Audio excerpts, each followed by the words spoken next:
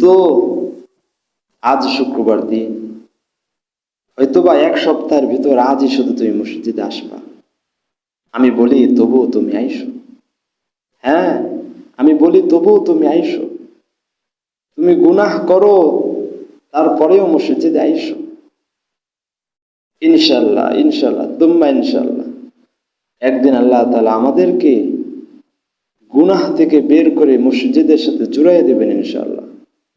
তুই মনকে সংকীর্ণ কইরা যে আমি তো অনেক গুনাহ করি, আমি মসজিদে যাব, ওই একটা সময় গিয়ে আল্লাহ তাআলার কাছে মাফ চেয়ে রেগুলার নামাজ পড়া শুরু কর। না, এটা হবে না দোস্ত, এটা হবে না, এটা কোশ্চিন কালেও হবে না। তোমার জীবনে ওই গুনাহ ছাড়া হবে না, আর মসজিদেও আসা হবে না। তার চেয়ে বরং তুমি গুনাহ কইরো, মসজিদেও আইসো।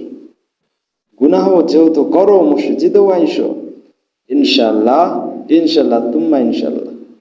একদিন আল্লাহ তাআলা আমাদেরকে গুনাহ থেকে বের করে মসজিদের সাথে জুড়াই দেবেন ইনশাল্লাহ।